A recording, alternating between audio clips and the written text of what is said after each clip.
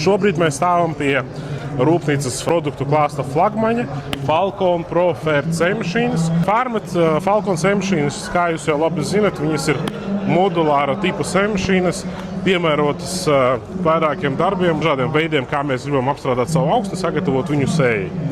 Priekšējais modulis šobrīd ir parādīts disku priekšapstrāde ar minerālu mēslu iestrādi, bet uzreiz ņemšu atkāpi, ka mēs varam viņu mainīt. Pateicoties Farmet sistēmai, mēs varam šeit uzlikt striptilu moduli, mēs varam šeit uzlikt no-till sekciju, mēs šeit varam dabūt plašu klāstu ar visādiem priekšējiem darba apstrādes orgāniem. Šī konkrētā C-mašīna, kas ir parādīta showroomā, viņa ir aprīkota ar sīksēklu kasti. Sīksēklu kaste ir mūsu pašu Farmet ražojums. Viņa ir tāds pats dozēšanas ierīce, kā arī lielajai tvertnē, līdz ar ko mēs izmantojam to pašu principu.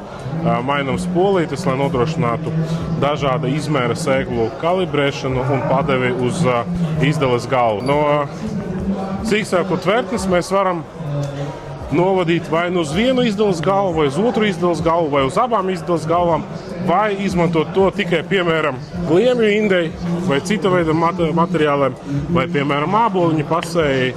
Tas viss ir tieši uz jūsu fantāziju, mēs viņu varam izmantot arī izslēdus formā sējaparātiem.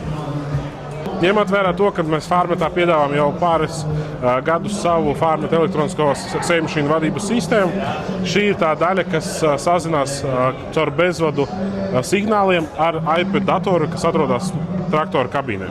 Vienīgais, kas ir C-mašīnai nepieciešams, tā ir elektrība. Elektrību mēs varam iegūt ar standarta isobus pieslēgšanas vietu, bet pamatā mums viņa strādā tikai elektrībai un arī ja mums ir nepieciešamas mainīgās devas kartes vai sekciju kontrole, tad arī visa komunikācija notiek caur isobus protokolu.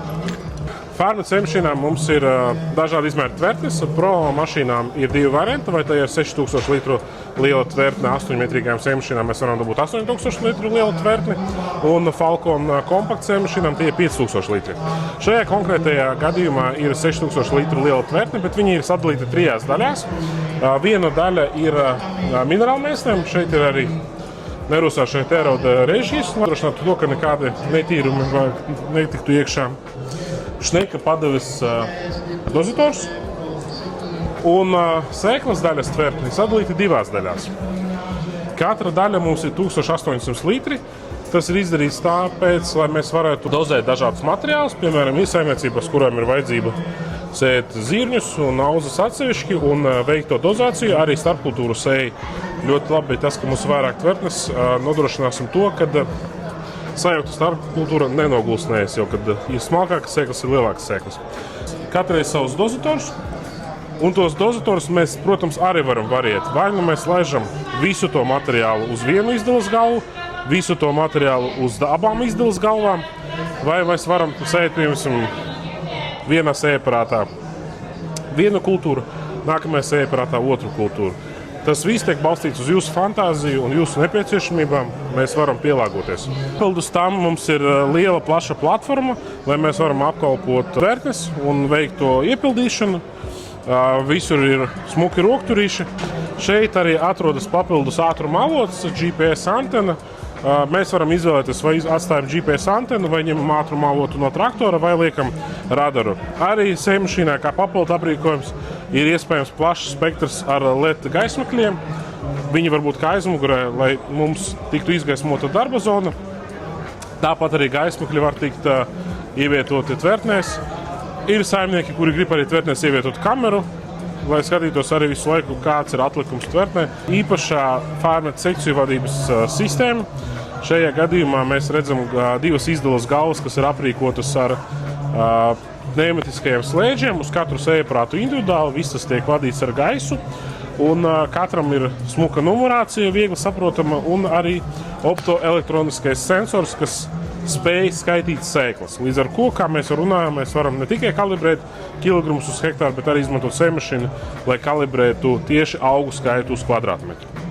Divas izdales galvas mēs varam strādāt vairākos veidos, bet šobrīd populārākais ir tas, ka viena izdales galva iet uz vienam sējaparātiem, piemēram, nepāra skaitļu numuriem, otra izdales galva iet uz pāra skaitļu numuriem. Tas nodrošina to, ka mēs ļoti ātri varam pārslēgties rindu darba platumos.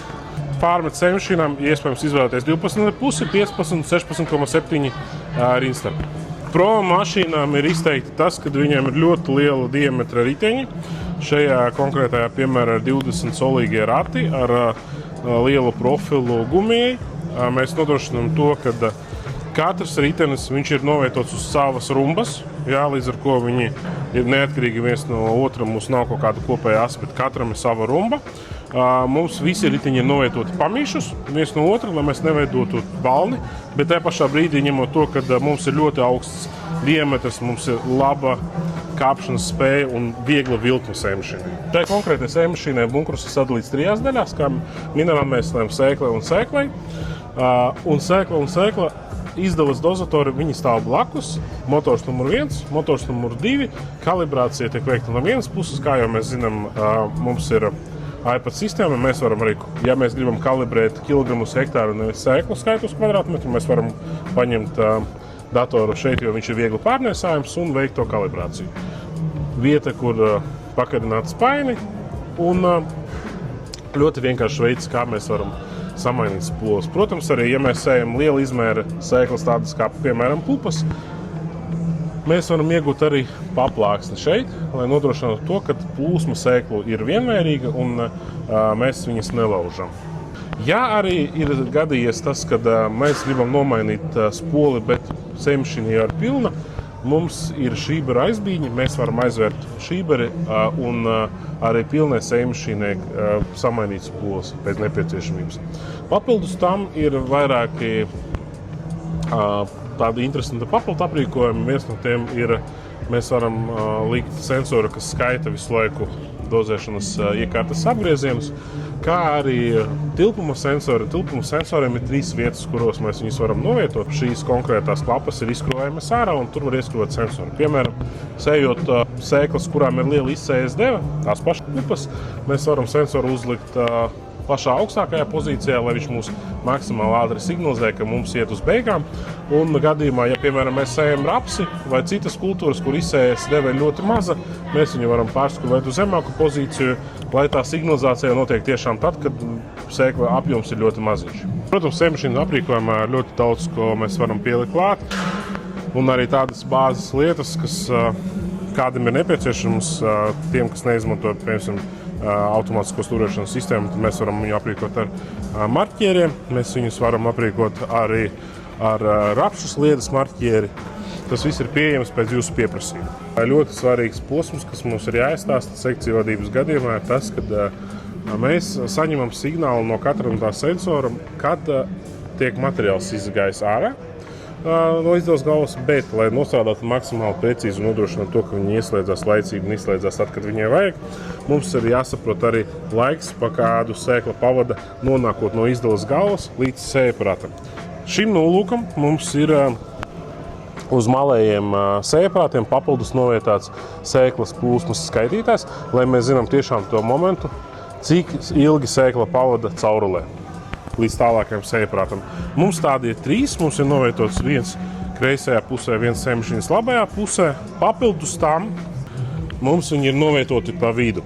Kāpēc viņi tur ir 2? Tāpēc, kad mēs zinām, ka mēs varam slēgt tikai vienu galu vai otru galu, atkarībā no tā, kādu rindstarpu mēs gribam izmantot šajā konkrētajā brīdī, tāpēc viņi arī dublē gan īsos, gan garos sējaprātus.